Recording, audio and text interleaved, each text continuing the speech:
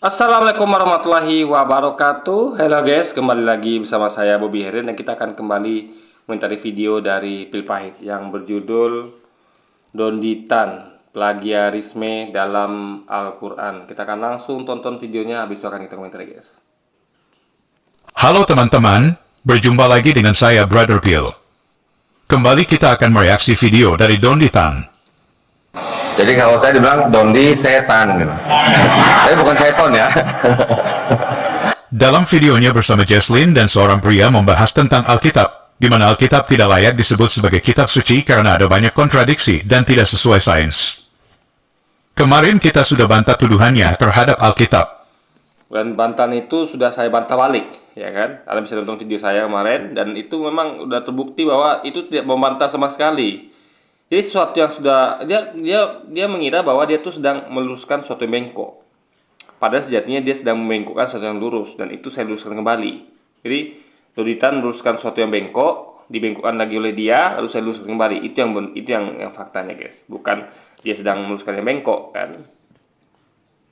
Dan terhadap Quran, apakah sesuai sains atau tidak?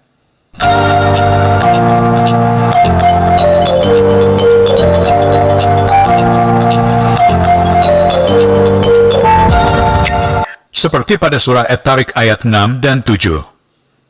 Dia diciptakan dari air mani yang memancar, yang keluar dari antara tulang sulbi, punggung, dan tulang dada. Semua yang belajar biologi pasti tahu bahwa air mani itu dihasilkan dari testis. Seperti penjelasan berikut. Testis merupakan organ reproduksi yang berbentuk bulat telur, berjumlah 2 buah atau 1 pasang, dan terdapat di dalam skrotum. Pada saat usia 13 atau 14 tahun, testis mulai memproduksi sperma atau sel kelamin jantan dan hormon testosteron. Saluran sperma tersusun atas epididymis, vas deferens, dan uretra. Sperma yang dihasilkan dalam testis akan keluar melalui epididymis. Epididymis merupakan saluran yang keluar dari testis. Pada saluran ini, sperma disimpan sementara waktu sampai berkembang sempurna dan dapat bergerak menuju ke saluran berikutnya, yaitu vas deferens. Vas deferens merupakan saluran yang menghubungkan epididymis dan uretra serta berfungsi sebagai saluran sperma menuju uretra. Menurut penjelasan tadi, air mani dihasilkan dari buah zakar, bukan dari antara tulang dada dan tukang sulbi. Nih, saya terusin dulu ya. Jadi nggak ngerti tentang asal. Asal berarti adalah awal mulanya. Ya, itu asal. Sama misalnya kita ngomong contohnya ya. Kita berasal dari mana? Kalau dia ngomong bahwa dia berasal dari bapak ibunya, benar. Benar, tapi itu bukan asal yang sebenarnya.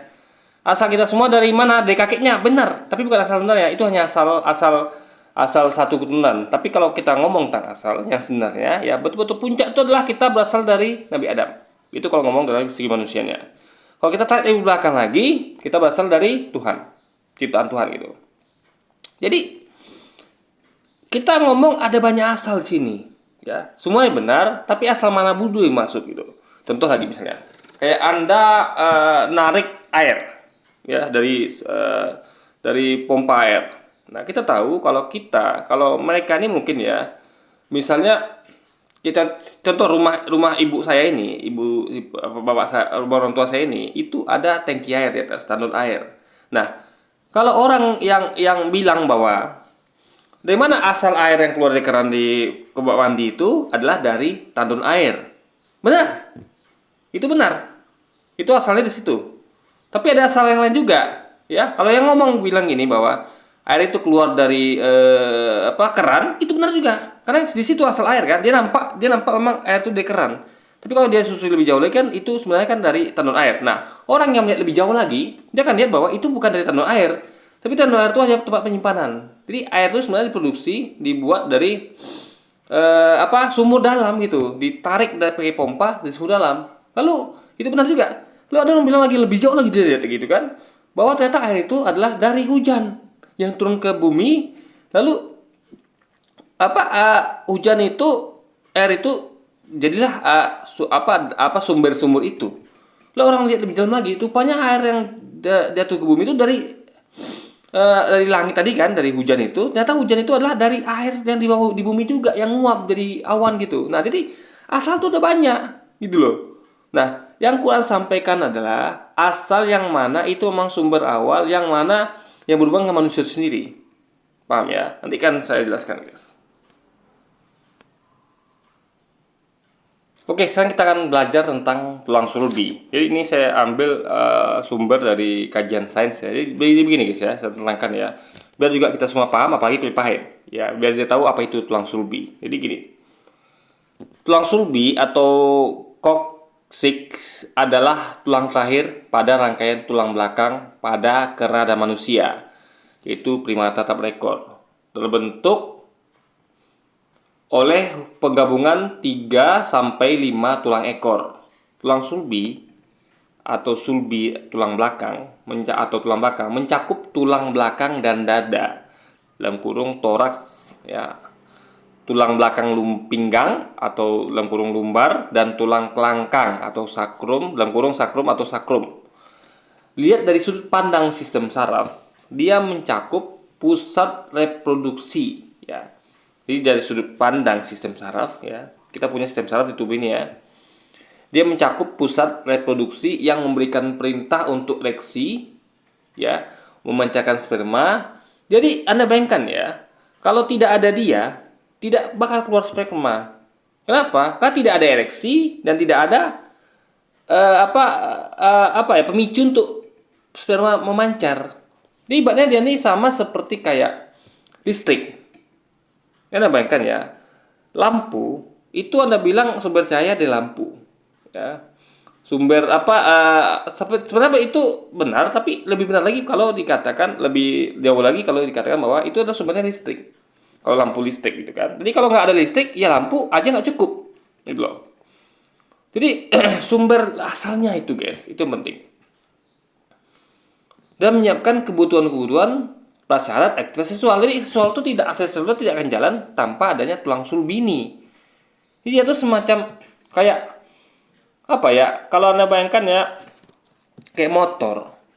Sperma tuh mungkin lah seperti bannya mungkin, gitu kan. Tapi ban tuh tidak akan jalan tanpa ada mesin. Atau sperma tuh mungkin semacam kayak ya bagian rangkaian dari mesin, misalnya bloknya atau pistonnya atau tempat memancar minyak, tapi dia tidak bisa bekerja kalau tidak ada mesin lengkap gitu guys. Tidak ada mesinnya itu, blok mesin tidak ada mesinnya itu gitu loh. Jadi kita ngomong tentang suatu hal yang vital yang memang merupakan rangkaian dasarnya guys.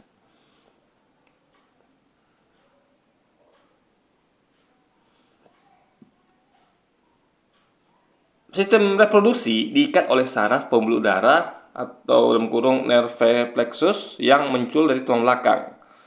Di antara adalah solar plexus, dalam kurung plexus jaringan saraf-saraf simpatis yang terletak di belakang lambung dan di depan aorta, hypogastric plexus yang terletak antara bulu kemaluan dan pusat, plexus pelvinus NA, plexus plexus hypogastricus inferior NA yang terletak di panggul. Dalam plexus ini ada dua yang saling terjalin, yakni simpatetik dan parasimpatetik, yang bertanggung jawab atas pengempisan atau penurunan dan pengembangan atau penaikan pembuluh-pembuluh, juga ereksi dan pengenduran syahwat, serta berkaitan dengan kesempurnaan persetubuhan. Ini karena parasimpatetik nervous system adalah bagian dari sistem saraf otonom yang menurunkan aktivitas fungsi tubuh, sedangkan simpatetik nervous system adalah bagian dari sistem saraf otonom yang menaikkan aktivitas fungsi tubuh. Bagian tulang belakang yang berperan dalam pengingatan saraf, ya, ini sejajar dengan bagian punggung ke-12, lumbar pertama dan kedua, tulang ekor bagian kedua, 3 dan keempat. Berdasarkan penjelasan di atas, dapat dipahami bahwa tulang sulbi adalah asal mula penciptaan manusia. Jadi gini guys ya, saya terangkan lebih jauh lagi begini. Ada pakai logika ya. Nah, zaman dulu, ingat zaman dulu ya, itu manusia itu bisa dibedah. Jadi kalau Anda misalnya jadi Quran tuh mainnya lebih jauh lagi. Begini ya, saya terangkan ya. Misalnya kita masih bisa menuduh misalnya kalau Quran menyebut bahwa itu manusia diciptakan dari air mani, kita bisa nuduh. Karena kita tahu kelihatan Jadi ketika air mani dipancarkan, kita kan lihat tuh, ketika kita berumah susu ada air mani misalnya. Ini ngomong agak dewasa sedikit ya. Kita bisa lihat. Jadi orang bisa nuduh, kan kelihatan gitu kan. Nah, tapi Quran main lebih jauh lagi. Mungkin orang bahkan ketika kalau ada Quran mengatakan misalnya nih, kan itu tidak dikatakan Quran. Misalnya berasal dari tesis seperti yang dikatakan tadi. Tesis adalah atau buah zakar gitu kan. Nah, itu kan bisa ibaratnya akan lebih apa lagi ya? Lebih gampang, masih gampang juga untuk diterka gitu. Dan bayangkan ya kalau Quran mengatakan bahwa itu adalah manusia diciptakan berasal dari buah zakar atau testis misalnya gitu kan. Nah, itu masih kelihatan guys. Karena sama kayak kita lihat ya bahwa air keluar dari keran ya, air keluar dari keran. Orang bisa lihat langsung gitu loh. Karena kelihatan, tahu dia, oh ini air, dia tinggal ngomong, dia bikin apa kitab suci ini, dia mengatakan bahwa air keluar dari keran. Karena dia tahu air mani itu yang menyebabkan manusia terbentuk gitu kan. Lalu dia bilang begini misalnya kayak air mani manusia diciptakan dari air mani atau manusia diciptakan dari air mani yang keluar dari testis dan atau buah zakar. Itu kan gampang sekali karena kelihatan guys. Jadi Quran tuh mainnya lebih jauh lagi. Sesuatu yang manusia susah untuk mengetahui ya, yang hanya Tuhan yang tahu. Dulu, sekarang udah tahu orang banyak karena banyak ada sains gitu kan. Dia mainnya lebih jauh lagi. Jadi dulu tuh orang tuh belum tahu belum bisa melihat ada tangki yang nampung, ada pompa air. Jadi orang dulu tuh cuman taunya ada keran gitu. Atau gila, orang dulu tuh misalnya taunya cuma teknologi sekedar simple kayak mata air. Dia taunya cuman air tuh keluar dari mata air. Ada air yang tiba-tiba keluar dari dasar tanah gitu kan. Misalnya air dari mata air lah gitu kan. Taunya begitu cuman, atau dari air terjun atau dari hujan, tahu itu. Tapi sekarang lebih canggih lagi. Ada komponen-komponen yang lebih jauh lagi mainnya, yaitu pompa air, tandon air gitu kan. Jadi sama kayak itu. Jadi tulang sulbi adalah bagian dalam tubuh manusia. Jadi sama kayak misalnya kayak lampu. Orang taunya itu kita terangnya karena lampu itu ya. Sebenarnya dari listrik guys. Lampu itu butuh tenaga, butuh listrik gitu kan. Lampu listrik gitu kan. Jadi mainnya lebih jauh lagi. Orang yang dangkal ya, yang nggak paham itu dia cuma bilang dia nunjuk itu tuh dari sumber saya itu. Memang benar itu, tapi itu hanya tol dangkal, mainnya nggak jauh. Itu semua orang bisa ngomong gitu. Oh itu sumber saya di lampu. Orang semua bisa ngomong gitu. Tapi ketika ada orang ngomong bahwa sumber saya itu sebenarnya bukan hanya di lampu. Lampu itu hanya media, tapi sumbernya itu sebenarnya dari listrik. Ngerti ya? Jadi itu orangnya main lebih jauh lagi. Nggak semua orang tahu bahwa lampu tuh contoh kayak anak kecil. Anak kecil tuh paling tanya lah ya anak kecil umur berapa tahun itu. Ini kita cahaya dari mana? Dia bilang nunjuk lampu. Dia nggak bakal tahu tentang listrik gitu kan. Nah, mainnya lebih jauh lagi sama kayak ini. Jadi asal yang lebih jauh lagi ke dalam tubuh yang orang itu nggak nampak guys. Karena kan kalau untuk tahu tulang sulbi kan harus dibelah tubuh ini gitu kan. Baru kelihatan tulang sulbi. Tapi kalau untuk lihat air mani yang memancar itu, lalu testis sama zakar itu kan langsung kelihatan. Jadi itu bisa diterka guys. Masih ibaratnya mainnya nggak terlalu jauh, masih kelihatan gitu loh. Nah, itulah hebatnya Quran. Ini semakin membuktikan kita bahwa ini adalah berasal dari Tuhan. Karena Nabi nggak mungkin punya pengetahuan itu, nggak mungkin. Yang berasal dari dia sendiri nggak mungkin. Ya, dia mau melakukan penelitian bagaimanapun ya zaman itu ya, kita bukan ngomong zaman sekarang ya. Dengan kondisi yang terbatas waktu itu, belum ada seperti sekarang, dia hanya paling banter menggunakan matanya. Dia melihat bahwa pastinya dia melihat bahwa air mani itu keluarnya dari testis atau buah zakar. Karena kelihatan, testis buah zakar kan kelihatan, bukan dalam tubuh. Tapi komponen tulang sulbi itu dalam tubuh, itu nggak bisa terlihat guys, harus dibedah tubuh itu gitu. Nah jadi itu bukti bahwa Al-Quran ini adalah betul-betul dari Tuhan. Karena ngomongnya jauh sekali guys. Suatu yang betul-betul tidak bisa dijangkau manusia gitu kan. Pengetahuan itu hanya Tuhan yang punya pada waktu itu gitu kan.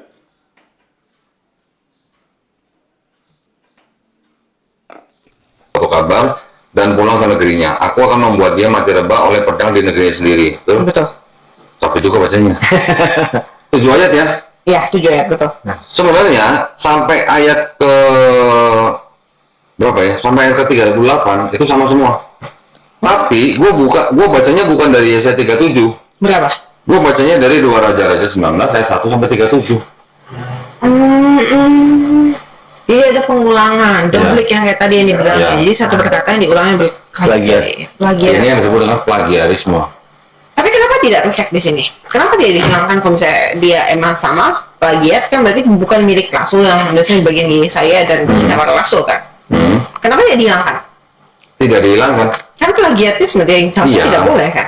Iya, enggak kan gini. Sebelumnya kan Beda. sebelumnya gue pengen yang menjadi pertanyaan kan begini.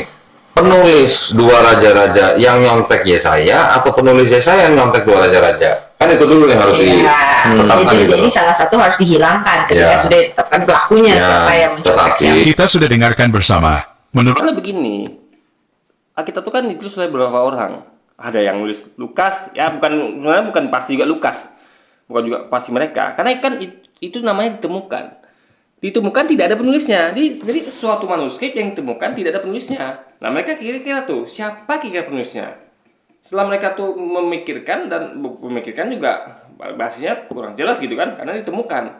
Mereka kira-kira main tebak-tebakan gitu kan, kira-kira karena tidak ada setelah terima seperti Quran, sehingga tidak pasti itu penulisnya itu. Hanya kira-kira saja guys, tebak-tebakan. Jadi diperkirakan tulisan itu adalah tulisan Lukas, Matius, Yohanes, Barnabas lagi kalau kita pakai Injil Barnabas, tulisan para rasul, tulisan Paulus dan sebagainya. Nah, itu kan ada berapa orang yang nulis, sehingga wajar kalau terjadi perbedaan kontradiksi karena dari isi kepala mereka gitu kan. Dan kalau dikatakan bahwa itu Tuhan Roh Kudus nggak mungkin juga. Kalau Kudus itu kan misalnya satu, anggaplah Bapa, Putra, Kudus itu satu oknum gitu kan. Anggap, padahal 3 oknum itu faktanya. Harusnya kan informasi satu, karena satu oknum. Tapi tidak, buktinya memang kontradiksi. Artinya bukan dari satu oknum, bukan wahyu dari Roh Kudus, tapi memang isi kepala mereka sendiri. Jadi mereka punya mata, telinga, mulut untuk melihat kesaksian mereka itu mereka tuliskan dalam Alkitab itu guys. Itu masalahnya. Nah, makanya juga ada plagiarisme, peluang itu peniruan. Matius ngomong apa, Lukas misalnya kayak pasal Rasul tadi nulisnya apa, Yesaya nulis apa, pasal Rasul nulis apa. Jadi peluang itu ada, itu logis sekali. Karena ini adalah kesaksian manusia, bukan kitab suci, bukan firman Tuhan. Firman Tuhan tidak mungkin ada hal seperti itu. Karena Tuhan itu satu, nggak mungkin dia tuh melakukan mencontekan. Dia contek sama siapa lagi? Wong semua firman itu keluar dari dia kok. Dari satu, jadi kalau satu yang keluar dari satu dari satu gitu ya, satu Tuhan, itu tidak akan mungkin ada peluang terjadinya plagiarisme, kontradiksi, atau ya plagiarisme itu kan sama dengan pengulangan atau penyontekan gitu guys. Nggak mungkin karena satu Tuhan. Tapi kalau dari beberapa manusia tentu bisa terjadi peluang itu gitu kan. Tetapi kita sudah dengarkan bersama. Menurut mereka terjadi dalam Alkitab terdapat ayat-ayat plagiarisme, di mana ada ayat yang ditulis ulang oleh penulis lain. Sebenarnya ini tidak masalah, karena yang menulis itu adalah nabi orang Israel sendiri. Loh, kan nggak masalah? Ya masalah lah. Ini kan kesaksian manusia. Kok kitab suci berisi kesaksian manusia? Anda bayangkan ya, coba Anda bayangkan. Ada Quran itu misalnya berisi kesaksian Umar, Utsman, Abu Bakar, Ali yang berbeda. Umar ngomong apa, Abu Bakar ngomong apa kesaksiannya. Itu kan berarti kan bukan firman Tuhan, tapi firmannya Umar, Utsman gitu kan. Jadi kita mau punya kitab suci yang berisi firman Tuhan atau firman manusia. Firman itu kan adalah ucapan atau kata-kata. Gak boleh dalam kitab suci itu ada firman selain firman Tuhan. Apalagi ini firman manusia ciptaannya, gak boleh. Manusia itu berkata-kata, itu bukan sebenarnya berkata-katanya manusia itu, yaitu nabi utusan itu, dan itu pun harus nabi, nggak boleh selain nabi seperti Umar, Utsman nggak boleh. Nah kalau Umar, Utsman atau Lukas, Matius itu harusnya hanya menyampaikan apa yang nabi sampaikan, tanpa mereka memasukkan kesaksian mereka atau mereka tambah-tambah kurang-kurang. Betul-betul misalnya Yesus ngomong A, ya mereka sampaikan A, nggak ada mereka tuh menambah-nambahkan misalnya.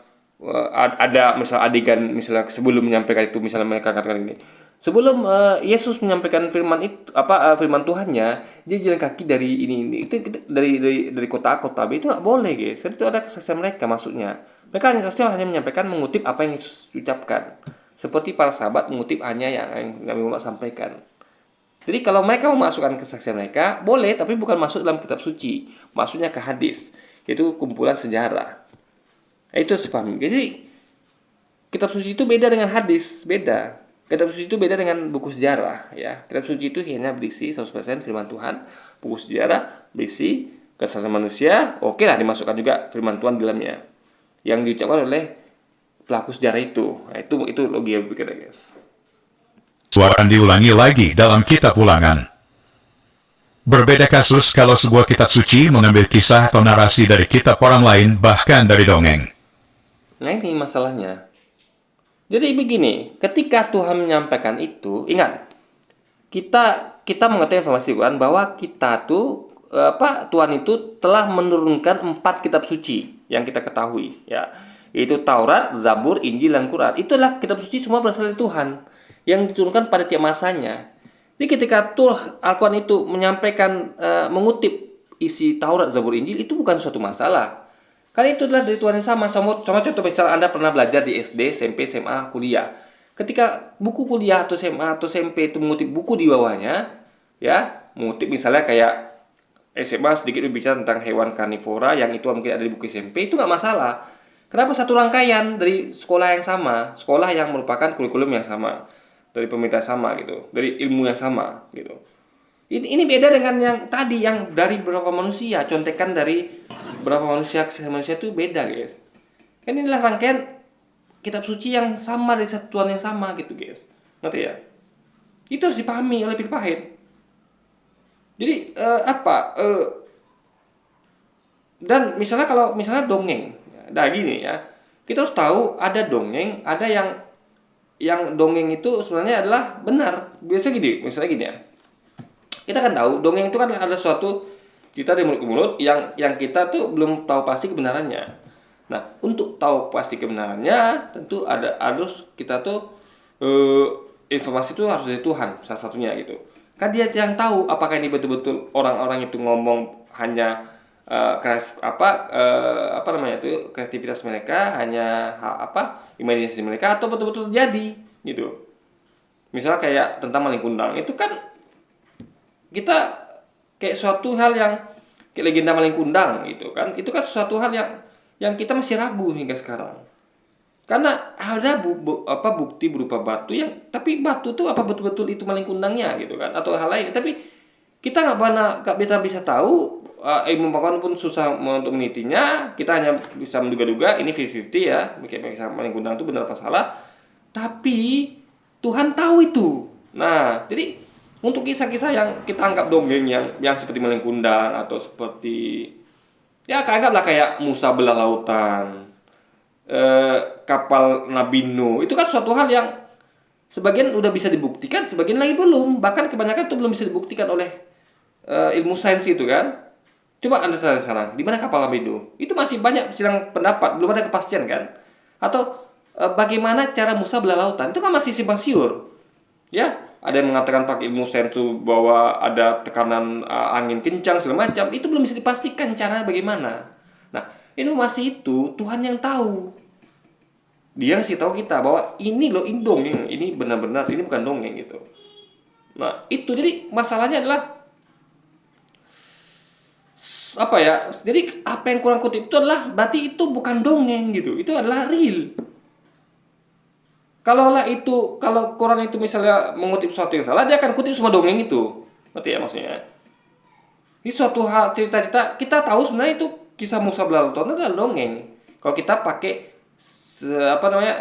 cara sejarah, dalam artian karena masih simpang siur, bukan dalam hal apanya ya. Contoh kayak mayatnya sendiri pun gitu kan, ada simpang siur, ditemukan katanya Fir'aun itu di mana gitu kan, yang isi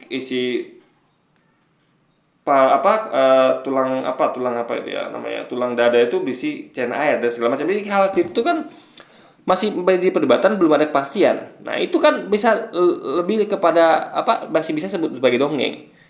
Sebagai masa lalu, kayak contoh kayak dibalikannya bencana terhadap kaum Sodom dan Gomora. Itu kan masih belum ada kepastian, masih perdebatan di situ, dan juga banyak kisah lain. Contoh kayak di mana Nabi Adam pertama kali diturunkan gitu kan, tempatnya gitu kan, itu kan belum ditemukan yang sekarang. Jadi kan kalau kita mau jujur sebenarnya itu adalah dongeng gitu. Tapi kan yang sampaikan Tuhan, sehingga kita percaya, guys. Paham ya? Nah, Quran tidak menyampaikan semua semua dongeng. Jadi semua yang disampaikan Quran itu ada sebagian disampaikan di Taurat, Zabur, Injil, ya, yang ada sekarang di kitab Alkitab itu yang sudah dibawa oleh manusia. Juga ada sebagian di sumber lain. Nah, itu Tuhan yang tahu. Jadi kalau Anda bilang dongeng, itu faktanya sebenarnya itu dongeng juga loh. Kapal Nabi Nuh, Musa itu dongeng karena masih diperdebatkan benar ada apa tidak. Di mana Nabi Adam diturunkan gitu kan.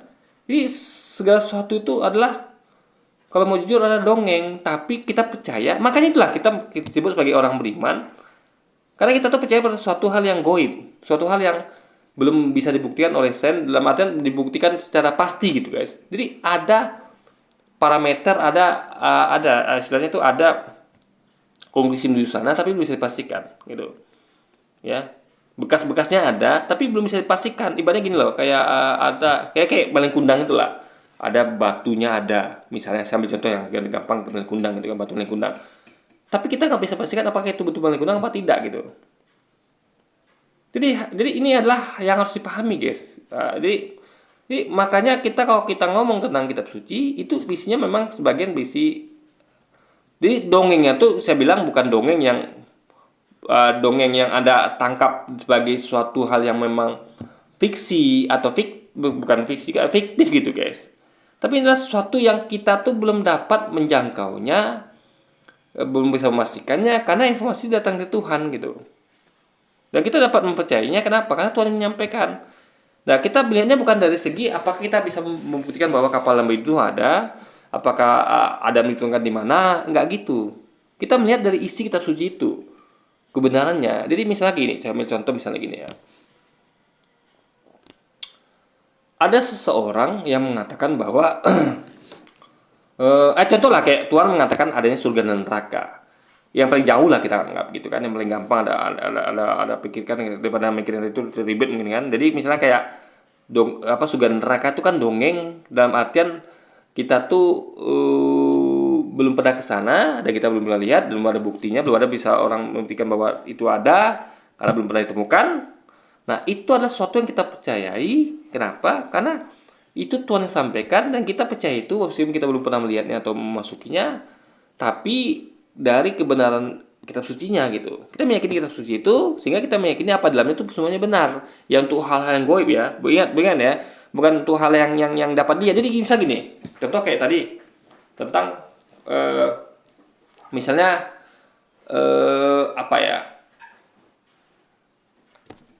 ada orang yang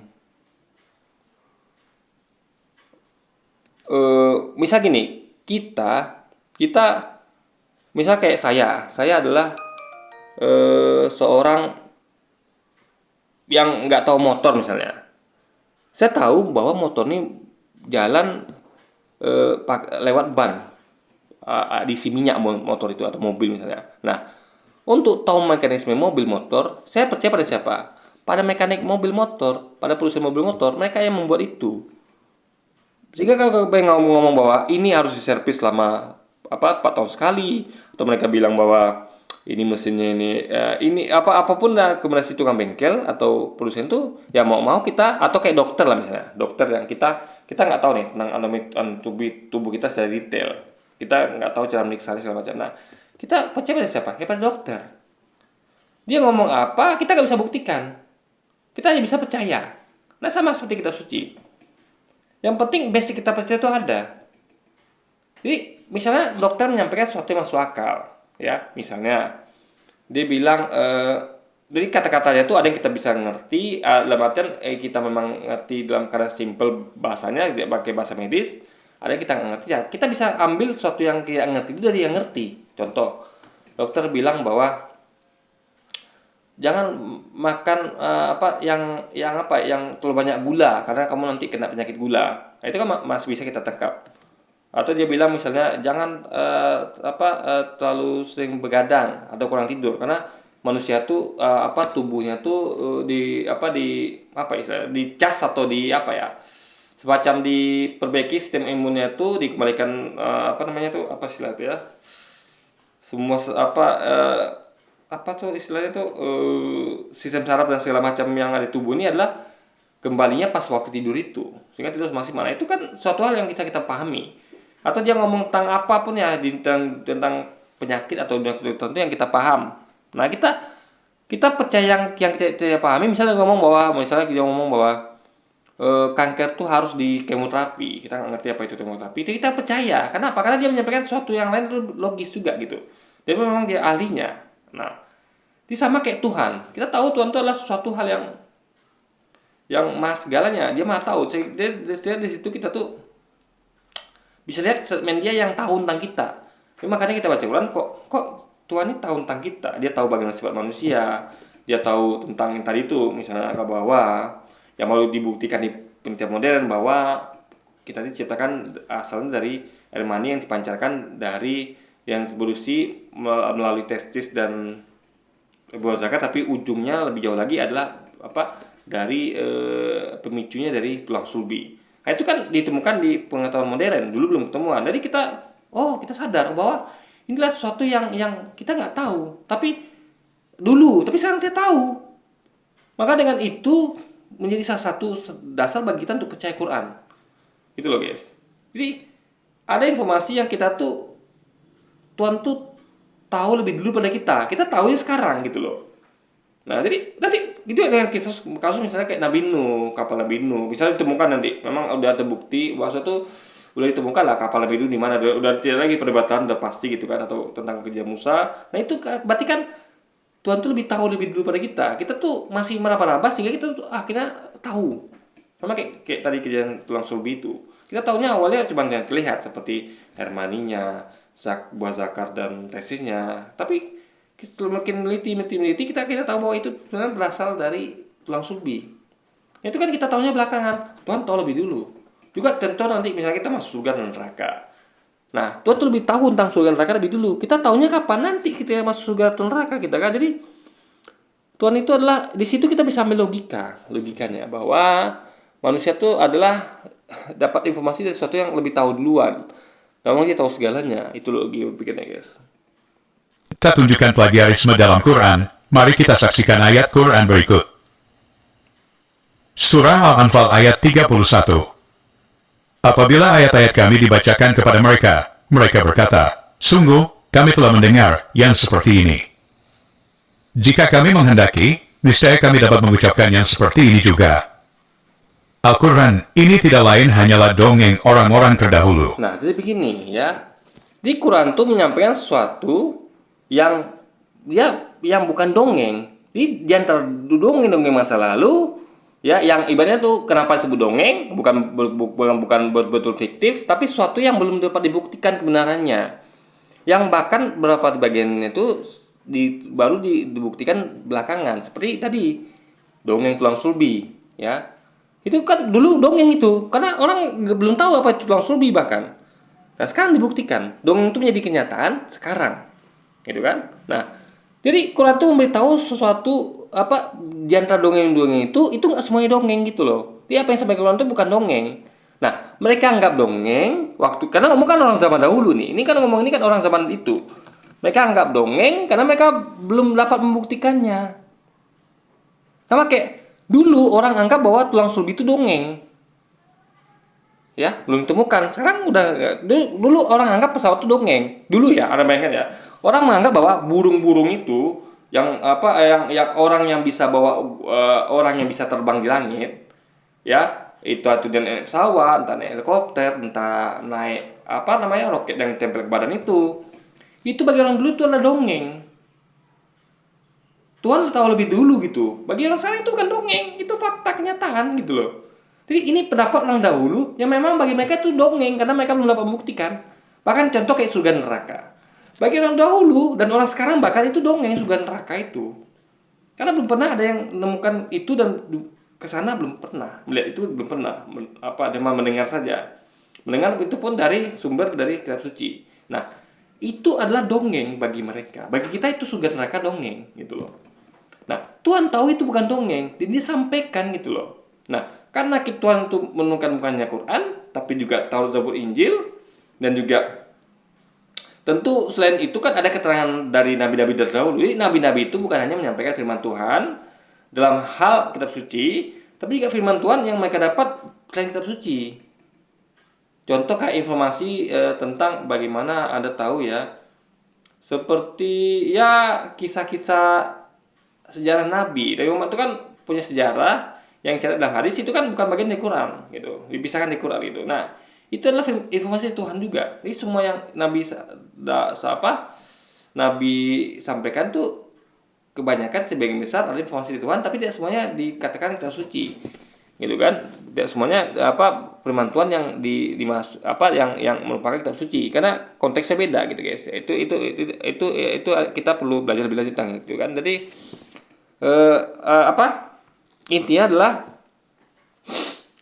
karena jadi kalau Quran mengutip ulang Taurat, Zabur, Injil, dan itu bukan mengutip ulang copy paste semuanya ya, beda. Jadi dia hanya mengingatkan lagi flashback bahwa sama kayak buku-buku pelajaran SMP, SMA, kuliah sama SMP, SMA, kuliah itu mengutip sedikit dari buku SD gitu kan, atau intinya buku di atasnya mengutip sebagian dari buku di bawahnya. Itu adalah hanya flashback ya, flashback.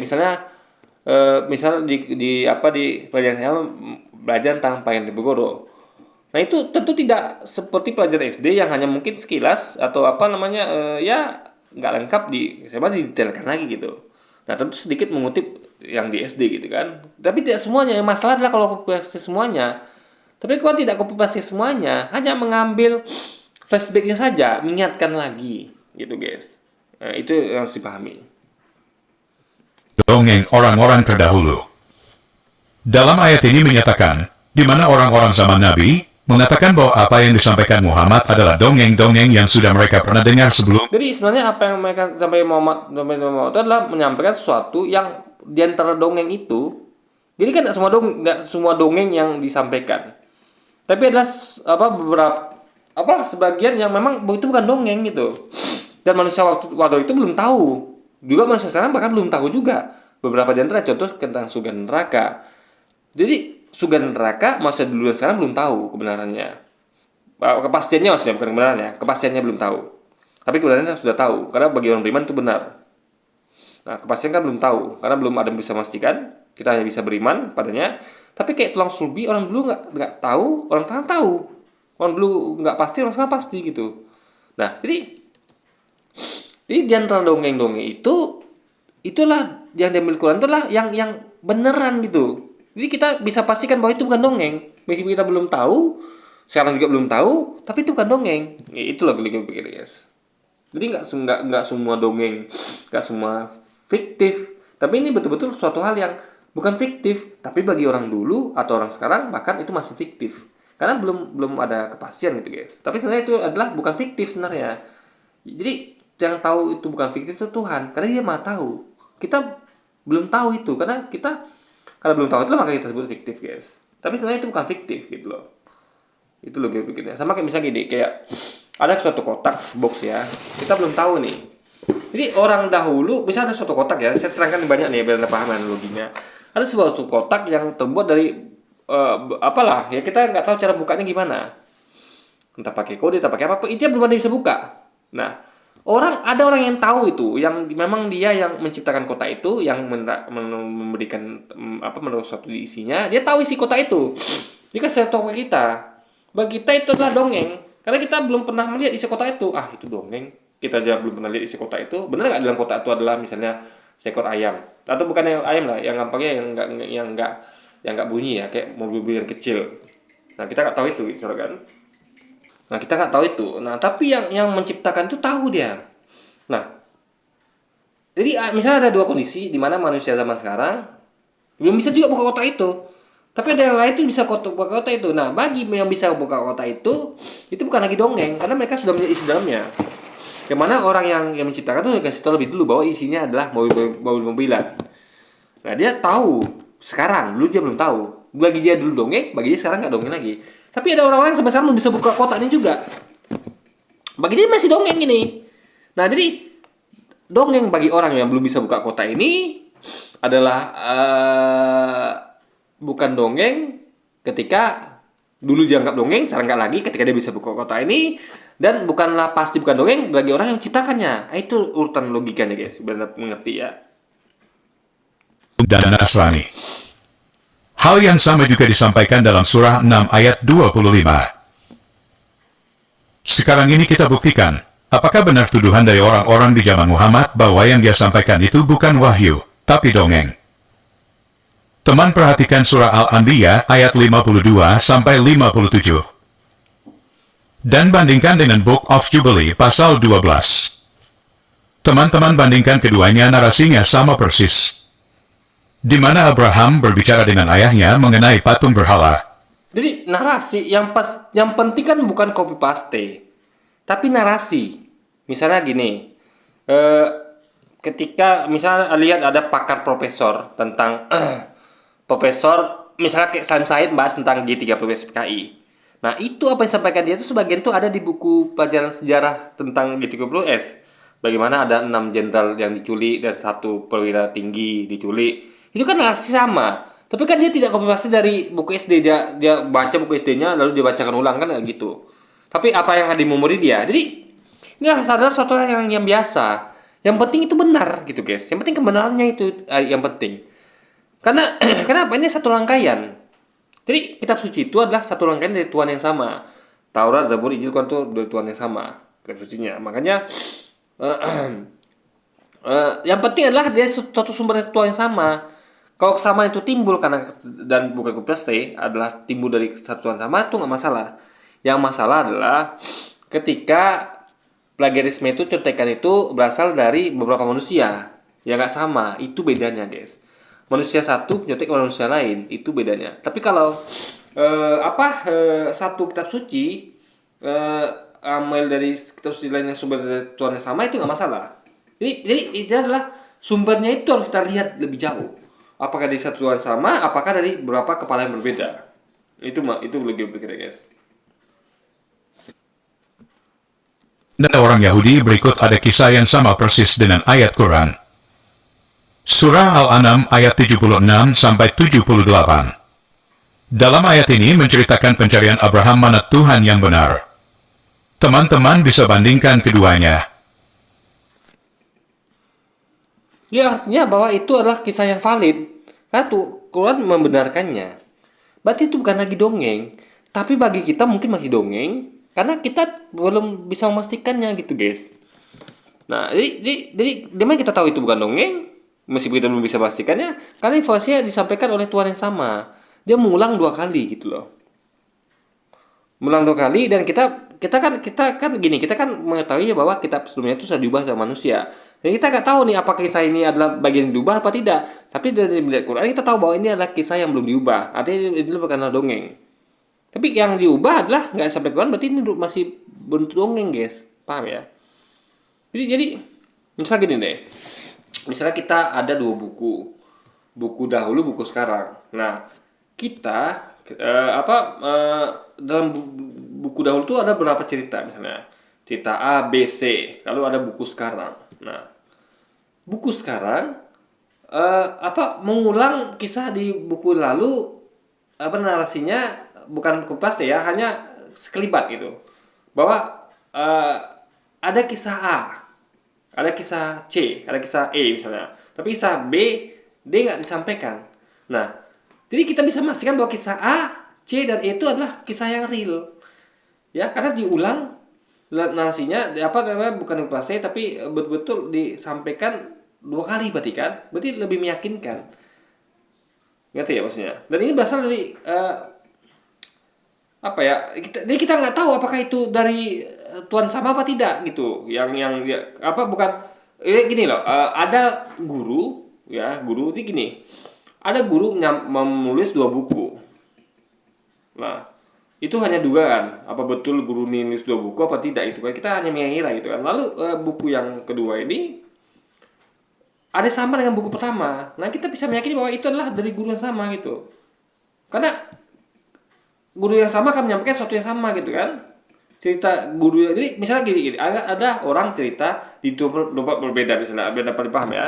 Nah, kalau cerita di tempat berbeda itu ada dua yang sama, misalnya di sini ceritakan tentang cerita dia tentang A, di sini juga tentang A, berarti itu adalah suatu hal yang benar, karena dia sampaikan dua kali di situ. Tapi kalau di sini dia sampaikan, di sini tidak, kita masih meragukan apakah itu benar apa tidak gitu kan, karena dia sampaikan di tempat lain, kenapa nggak tempat lain yang sampaikan dia gitu. Jadi masih kita tuh masih jangan-jangan yang sampaikan di tempat yang lain itu adalah sesuatu yang bukan dari dia gitu, tapi adalah tambah-tambahan dari orang itu. Orang cerita itu, misalnya orang itu cerita bahwa tadi kemarin si A kesini, dia menyampaikan ini. Nah, dia mungkin tambah-tambah mungkin atau kurang-kurang, kita nggak tahu. Tapi kalau sama, misalnya saksi A berkatakan dengan sama saksi B, berarti kan itu kan berarti benar sumbernya. Gitu loh guys, itu loh gue pikirnya seperti itu ya.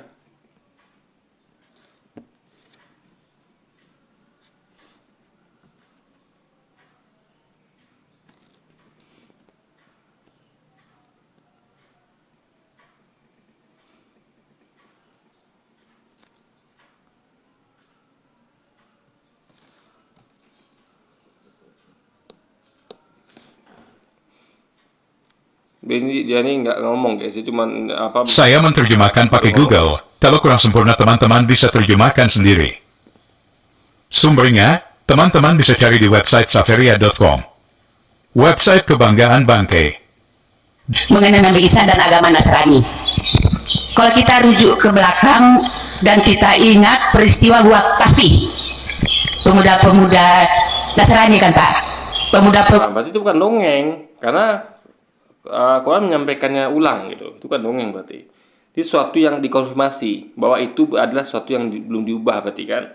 Tapi kalau ada sesuatu yang nggak sampaikan Quran, bisa jadi itulah sesuatu yang diubah gitu, yang ditambah-tambahkan. Sama kayak saksi A atau saksi B mengatakan sesuatu yang dia itu mengkonfirmasi dari pernyataan saksi A. Berarti itu benar saksi A itu.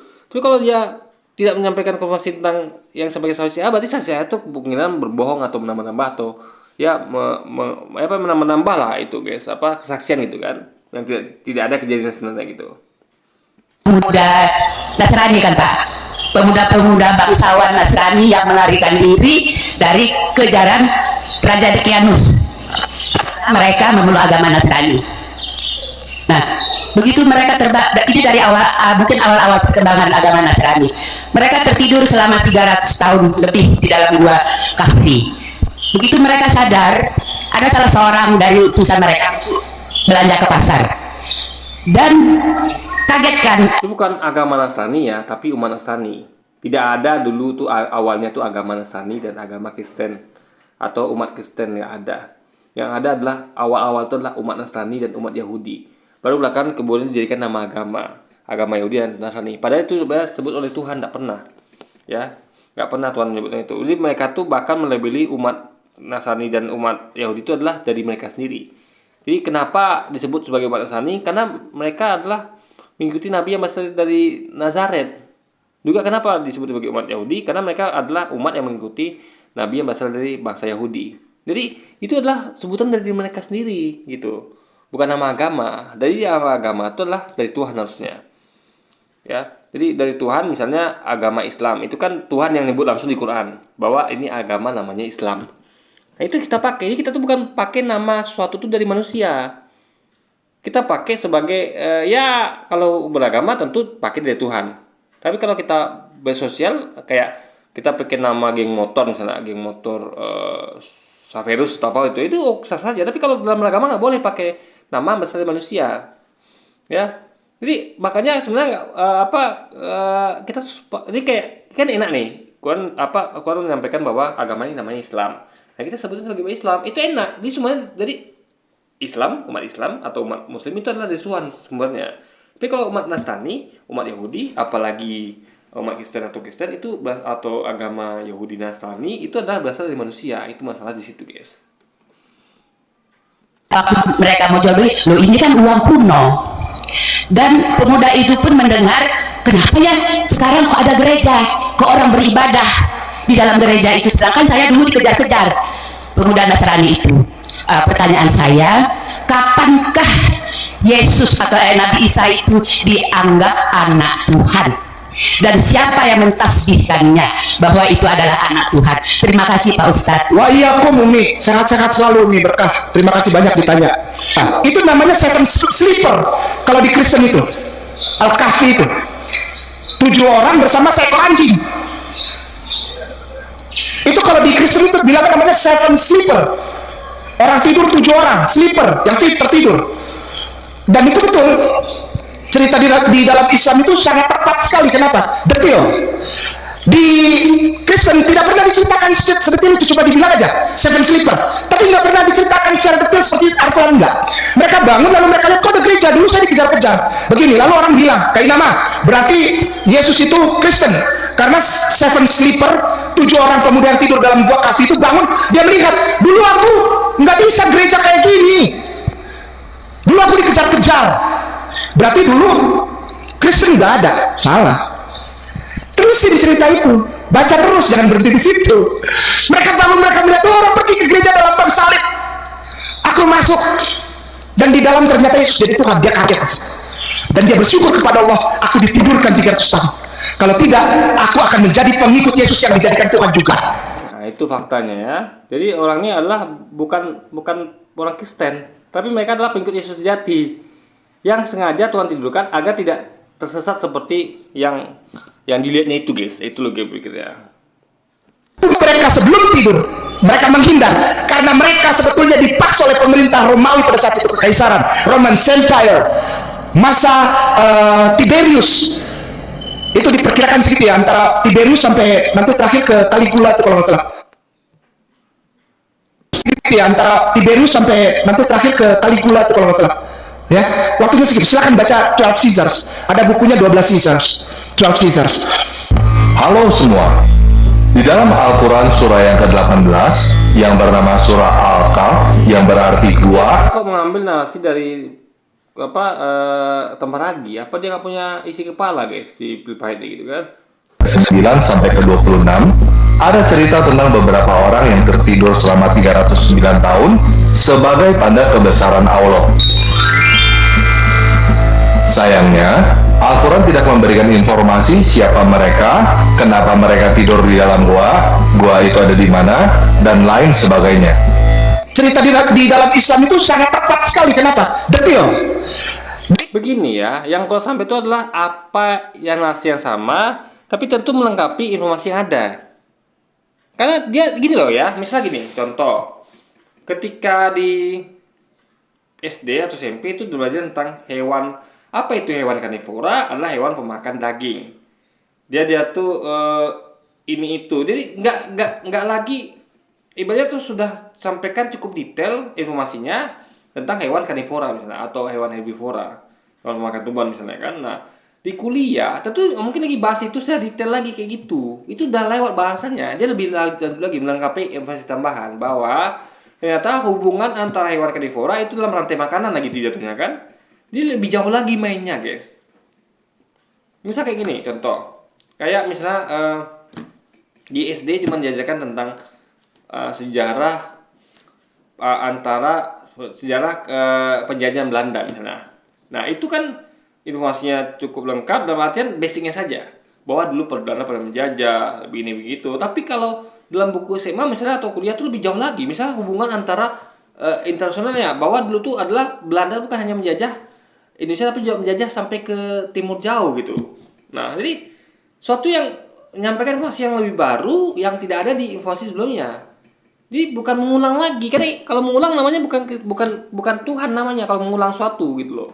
Jadi yang penting adalah yang informasi tambahkan itu adalah sesuatu yang baru yang tidak ada sebelumnya. Dia melengkapi informasi yang sudah ada. Karena yang ada itu pun dari Tuhan juga. Ini Tuhan bayangkan ya, Tuhan nggak mungkin menyampaikan sesuatu yang sama di dua kitab suci yang betul-betul tidak saling melengkapi, nggak mungkin. Jadi Tuhan tuh nggak mungkin membuat sesuatu yang tidak efisien. Ngapain lagi udah cerita tentang hewan karnivora di SD, di SMA diulang lagi.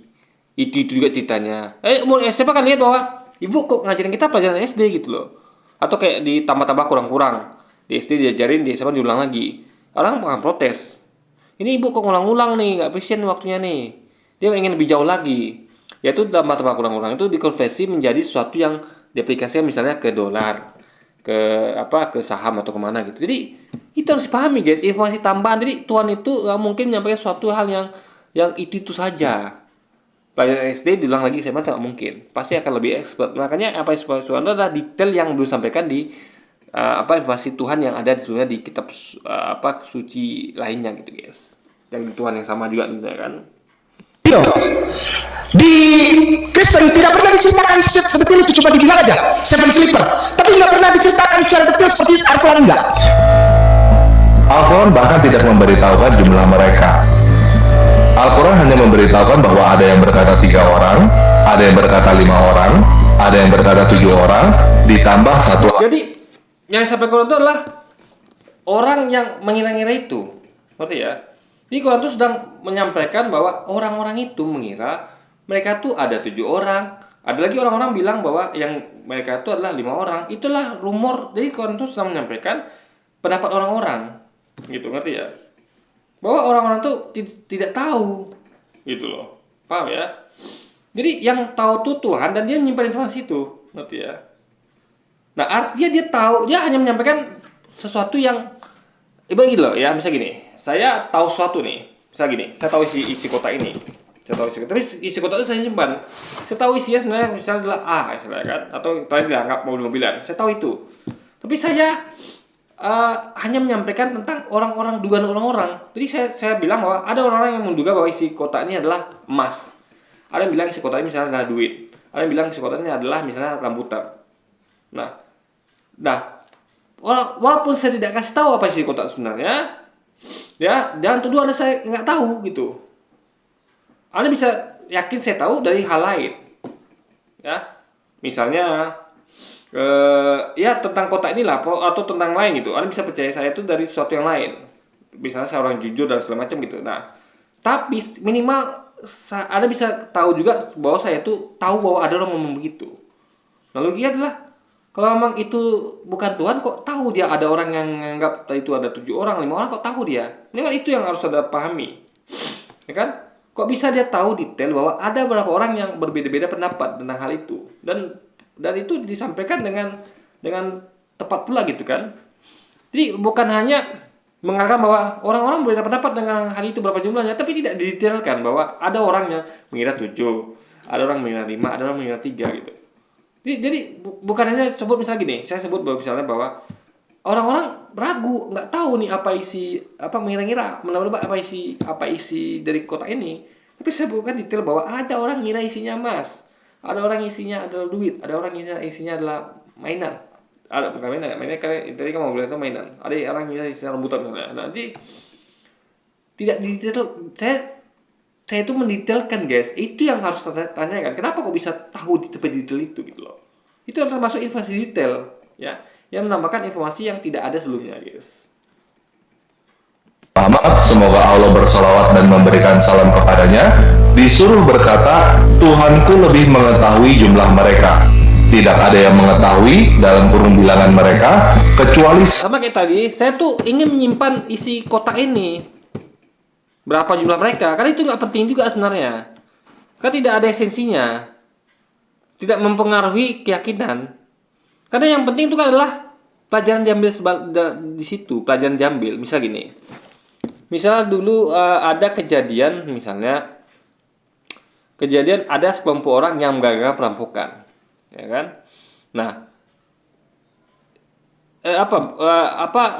suatu kejadian lah bahwa misalnya gini, dulu ada kejadian misalnya kecelakaan. Nah, itu terjadi diceritakan bahwa kejadian itu adalah karena orang ini kebut-kebutan, atau misalnya gini, ada geng motor yang mereka itu buat rusuh di jalan, lalu dihakimi massa dan segala macam. Itu yang kita ambil dari narasi itu adalah bahwa tidak boleh melakukan seperti itu. Tidak boleh ada geng motor yang melakukan seperti itu, sehingga memancing amanah warga dan tidak boleh juga melakukan seperti itu. Jadi narasi itu yang perlu disampaikan. Nah, berapa jumlah geng motor tuh nggak penting. Orang juga, mungkin geng motor tuh ada yang berpendapat mungkin jumlahnya 10 orang, ada yang bilang 9 orang, 8 orang, itu nggak penting. Nah, kita tahu ini, Tuhan tuh tahu berapa jumlah geng motor sebenarnya, tapi nggak penting. Makanya dia sampaikan hanya orang duga-duga begitu. Tapi saya tahu berapa jumlahnya. Dan dia itu Tuhan, dan dia tuh juga logikanya juga nggak penting juga menyampaikan berapa jumlahnya. Yang penting dia membuktikan bahwa dia tahu. Karena kalau disampaikan pun jumlahnya berapa, orang-orang masih berselisih pendapat. Karena mereka tuh tidak tahu sebenarnya isi kotak ini, gini loh, sama kayak bilang gini. Saya tahu isi kotak ini adalah mainan, mobil-mobilan. Nah, tapi kotak ini belum pernah dibuka sampai sekarang. Jadi saya kasih tahu pun ini isinya mobil-mobilan, orang juga masih berselisih pendapat. Ada yang juga bahwa itu emas, itu uang. Karena mereka belum pernah melihat gitu, guys. Jadi untuk apa juga saya buka gitu. Yang penting saya tahu isi kotak ini. Itu di situ saya sampaikan bahwa percuma juga dibuka itu isinya bisa apa orang itu jumlah berapa. Karena juga orang-orang tidak melihat itu, tidak melihat itu gitu loh. Belum bisa melihat itu. Itu gitu, guys. Sikit. Nah, pada video ini, saya akan memberitahukan rahasia di balik Al-Quran Surah 18 ayat 9 sampai 26. Tetapi, jangan kasih tahu siapa-siapa ya. Ini rahasia. Pada tahun 250, Kristen masih belum diakui sebagai agama di Romawi. Kaisar Decius yang memerintah Romawi pada tahun 249 sampai 251 mengeluarkan peraturan agar semua warga Romawi mempersembahkan kurban untuk dewa-dewa Romawi. Nah, jadi asalnya agama Kristen itu dari situ. Diadopsi jadi agamanya Romawi karena mereka menyembah agama pagan sebelumnya. Sehingga mereka membuat Kristen ini menjadi model agama pagan. Karena mereka tidak mungkin mau agama pagan itu hilang. Ingat, Romawi adalah bangsa berkuasa. Mereka tidak mau begitu saja tunduk pada orang-orang Kristen. Cuma karena begitu susahnya orang Kristen ini untuk diberantas, untuk ya mereka mengadopsi lah gitu agama itu, tapi tetap dengan gaya mereka. Contoh gini, misalnya.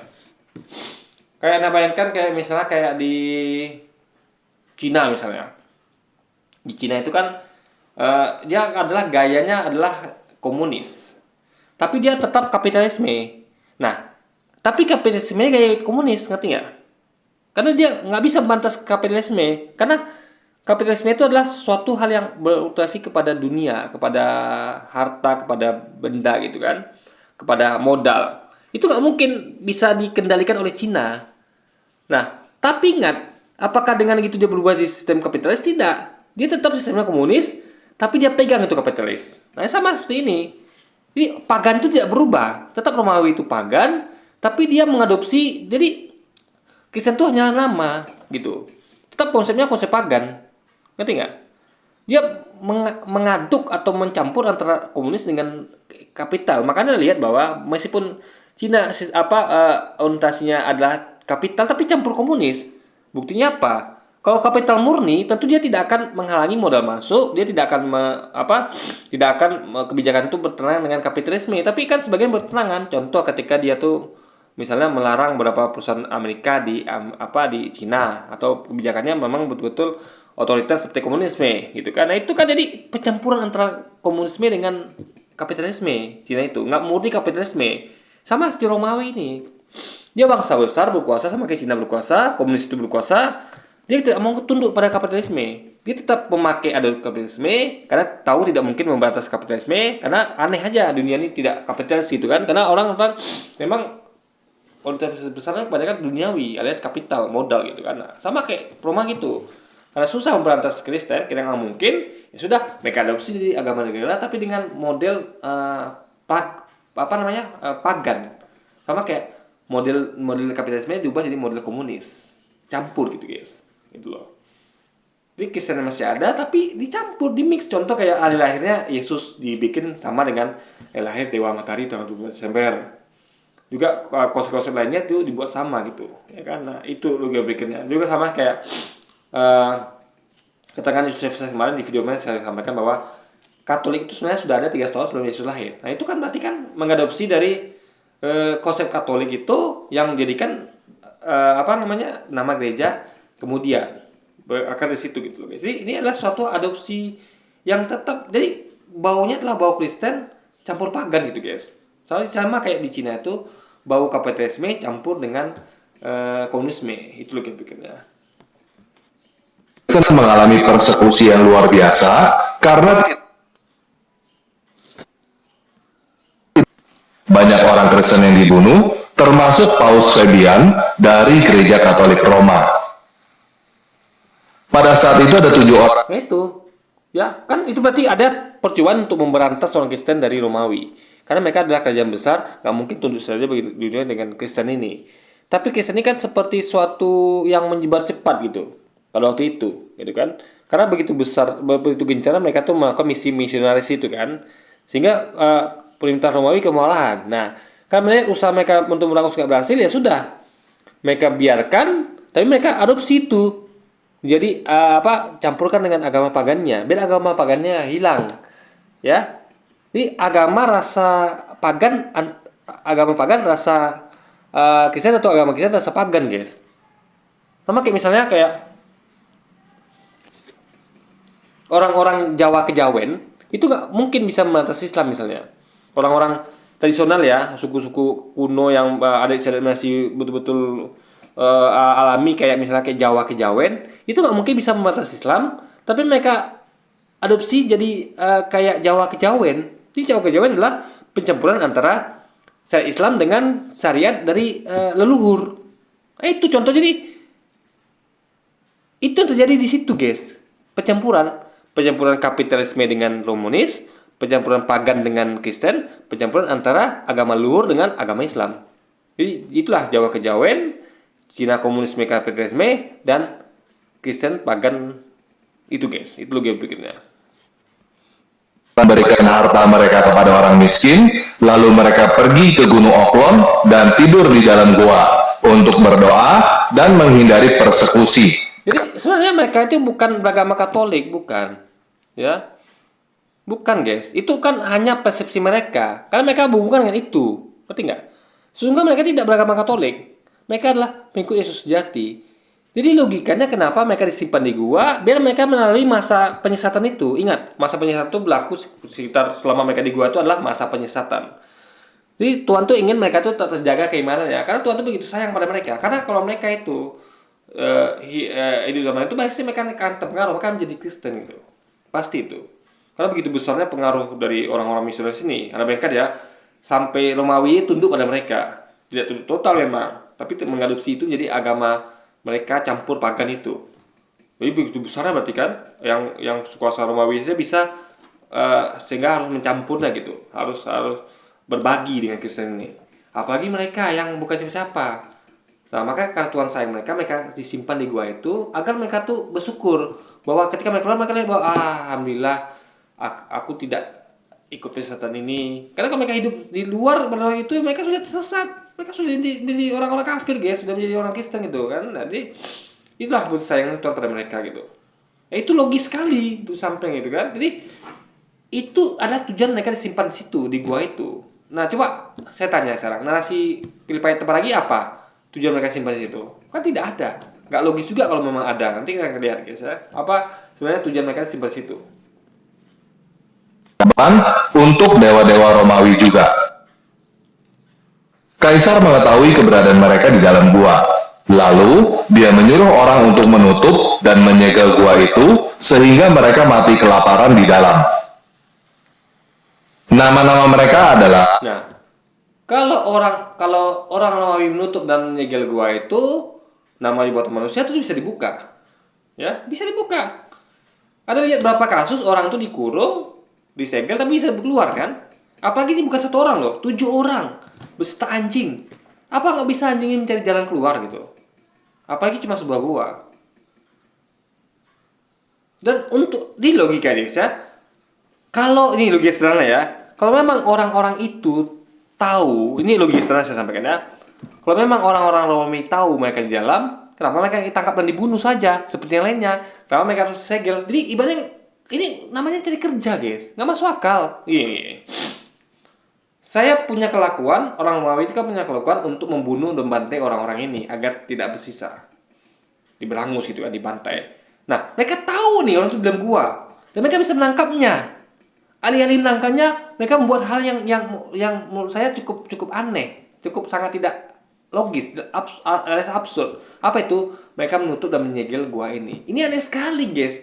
Karena usahanya lebih besar daripada kan mereka tinggal nangkap dan bunuh gitu. Dan mereka sudah melakukan itu dengan orang lain. Kenapa ini berbeda kasusnya? Aneh sekali, nggak masuk akal. Kalau perbuatan mereka nggak masuk akal ini. Orang gila mana, orang waras mana yang mau melakukan itu? Alih-alih menangkap dan membunuh, ya, untuk bahkan itu bisa menggetarkan yang lain gitu kan? Yang itu tahu bahwa ini lihat nih, aku bunuh mereka depan mata kamu. Orang kan makin takut gitu. Kenapa itu dilakukan? Kenapa malah menyegel, menutup gua itu? Aneh sekali, guys. Dan ketika mereka menutup gua itu, masa sih orang yang tidur di sana nggak tahu? Anggaplah mereka tidur di gua itu. Masa mereka nggak mendengar suara bunyi-bunyian dari 7 orang itu loh sama anjing? Anjing saja lah. Masa anjing tuh seperti manusia yang tidur lelap gitu kan? Anjing itu guys ya, itu kuat apanya guys? Makanya kenapa orang melihara anjing? Karena anjing tuh beda sama kita. Dia tuh punya perasaan lebih daripada kita. Kita mungkin tidur lelap malam, anjing tuh langsung gonggong ketika ada orang. Dia kan orang lagi. Kita mungkin, jadi manusia itu ketika orang masuk rumah baru tahu. Bahkan anjing itu ketika manusia tuh udah macam-macam di luar, udah baunya saja tahu anjing itu. Bau anjing kan bisa mencium bau manusia. Nah, masa nggak ada yang terbangun atau anjing itu menggonggong untuk bangun orang ini kan nggak masuk akal. Jadi waktu mereka tuh menyegel atau menutup atau apapun itu terhadap gua itu, masa tidak ada satupun yang tahu dari orang itu? Coba aneh sekali kan?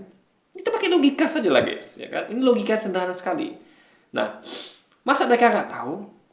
Masa begitu mudahnya, mulusnya orang itu melakukan penutupan, penyegelan? Nah, kalau mereka main cepat, tentu kan gampang dibuka itu segelnya atau tutupnya itu. Mungkin dia kalau Anda bilang bahwa ini cukup rumit misalnya, sehingga mereka bisa buka, oke lah.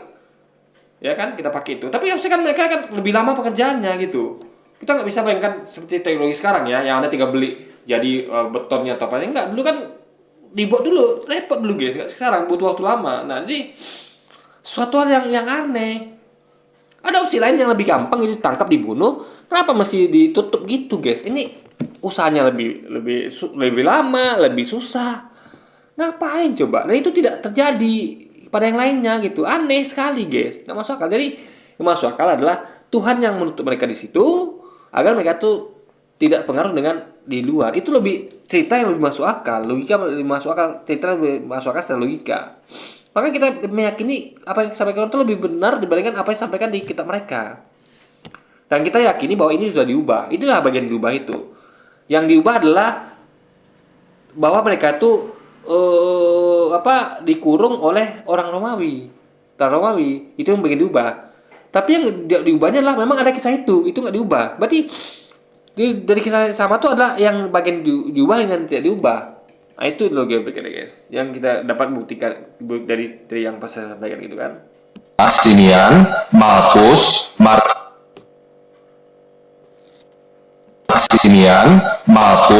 Markian, John, Denis, Serapion, dan Konstantin.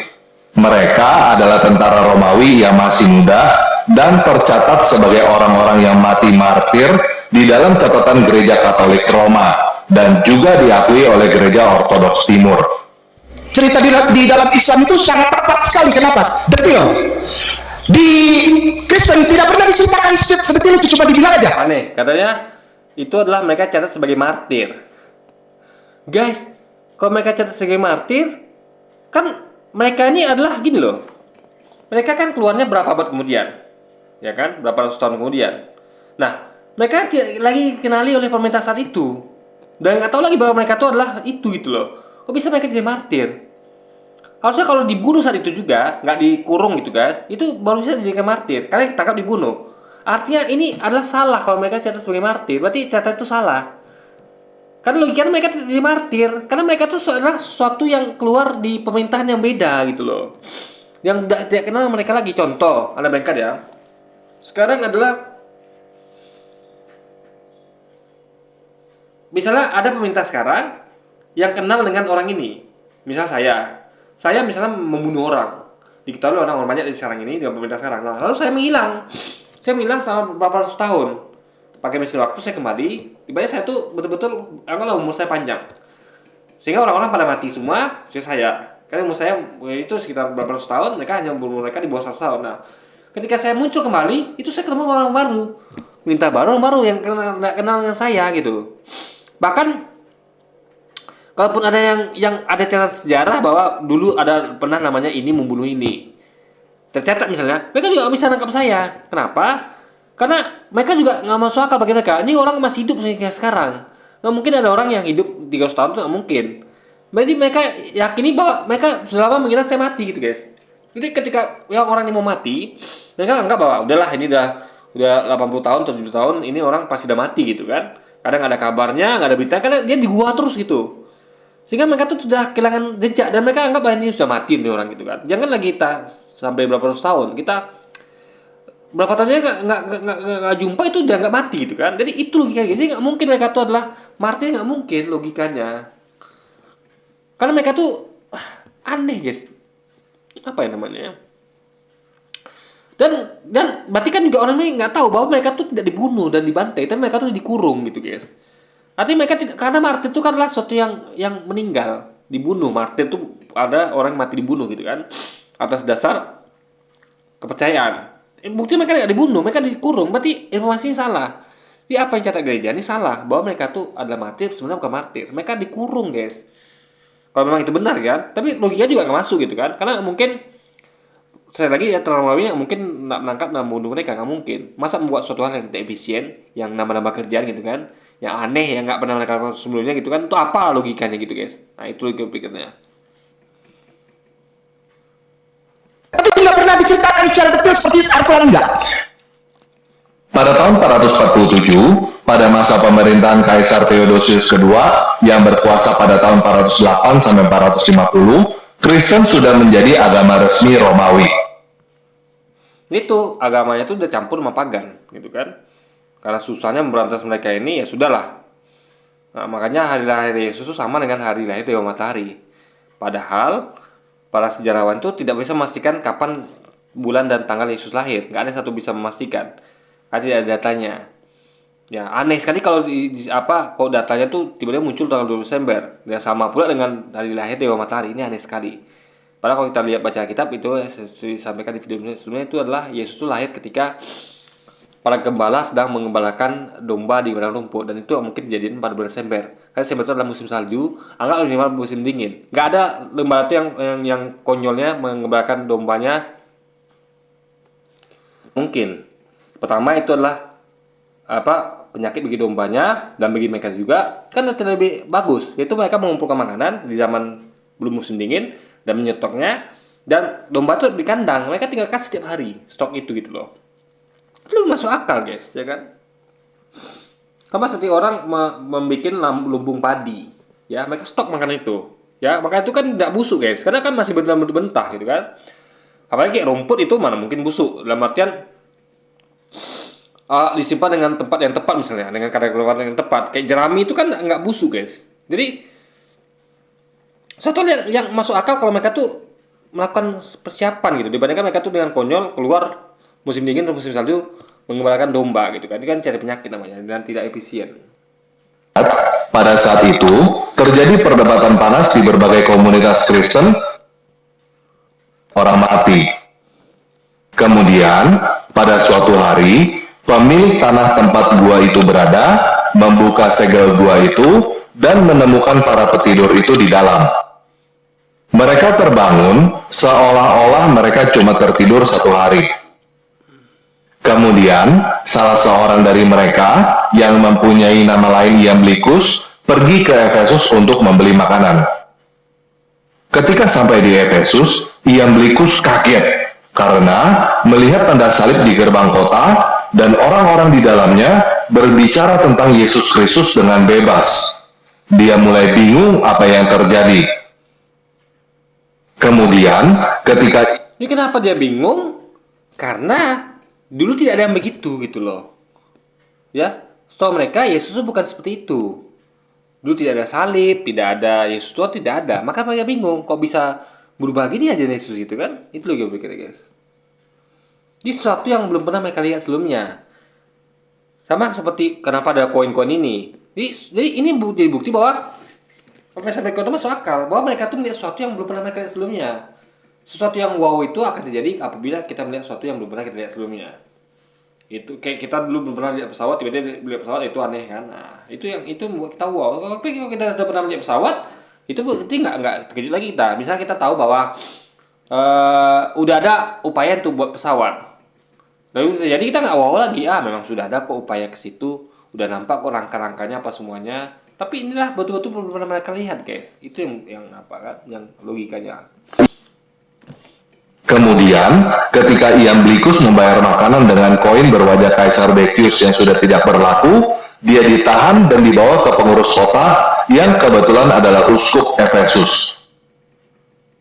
Mendengar penjelasan Iamblichus yang membingungkan, sang uskup dan beberapa orang pergi ke gua itu. Mereka melihat segel Kaisar Decius dan ketujuh orang itu benar-benar hidup. Kemudian, Aneh kalau dikatakan ada segel Kaisar Decius. Jadi untuk apa? Kaisar tuh menempelkan segelnya untuk apa? Logikanya untuk apa, guys? Apakah ini Kaisar Tuhan sehingga dia tahu kejadian berapa abad setelahnya? Kan nggak mungkin juga. Lagi saya katakan sekali lagi, untuk apa dia sampai serepot itu gitu loh? Tinggal bunuh saja Bante seperti yang lain kan selesai. Ini aneh sekali, guys, nggak masuk akal selogika kan? Kaisar Theodosius sendiri tiba di Efesus dan bertemu dengan mereka di dalam gua. Mereka telah tertidur selama 197 tahun dari tahun 250 sampai 447. Lalu, ketujuh orang itu tidur lagi di depan semua orang dan menunggu dibangkitkan lagi pada akhir zaman. Semua orang bergembira dan selesailah perdebatan tentang kebangkitan orang mati.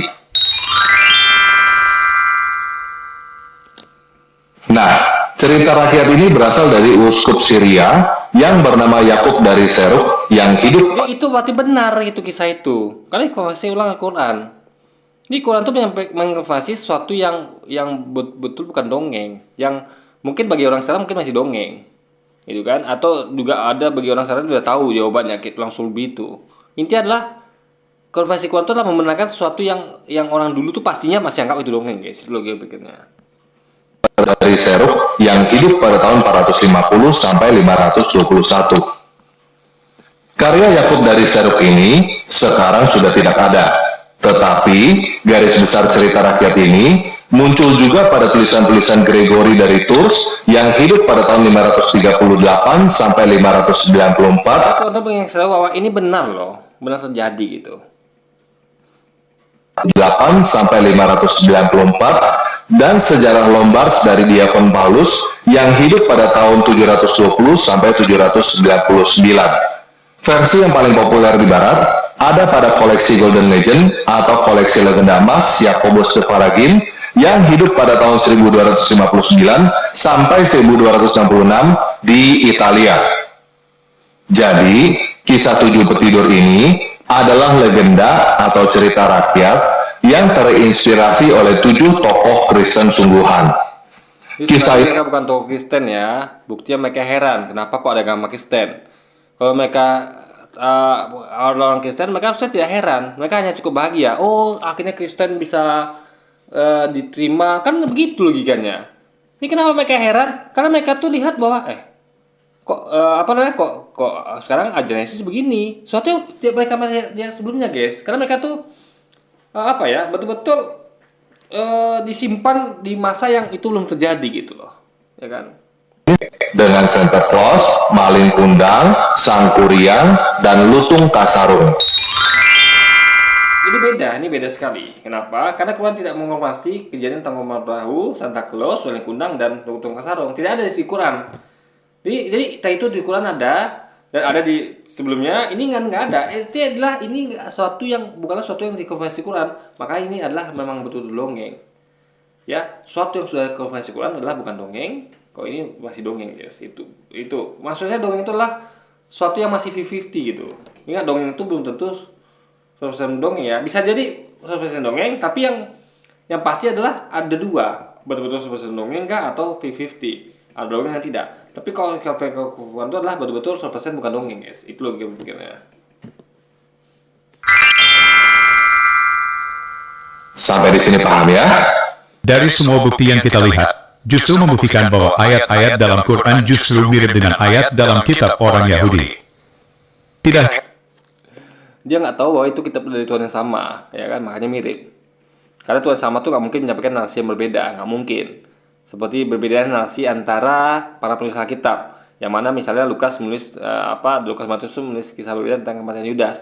Ada yang bilang bahwa Judas itu mati setelah dia melemparkan uang koinnya ke rumah ibadah habis itu gantung diri. Ada yang mengatakan bahwa dia setelah membeli sebidang tanah lalu dia jatuh tertelungkup dengan perut terbelah dan usus terburai. Jadi mana yang benar? Itu narasi yang berbeda. Berarti dari dua orang kesaksian yang berbeda. Nggak mungkin dari Tuhan yang sama, nggak mungkin gitu. Karena Tuhan yang sama mungkin menyampaikan narasi yang berbeda gitu kan. Tidak heran orang di zaman Nabi mengatakan bahwa apa yang Nabi sampaikan pada mereka, yang katanya ayat dari Tuhan, justru mereka sudah dengar sebelumnya. Oke teman-teman, demikian tanggapan. Ya, karena itu tadi, karena berasal dari Tuhan yang sama. Ini Tuhan tuh mengulang sesuatu yang sebagai pengingatan, flashback.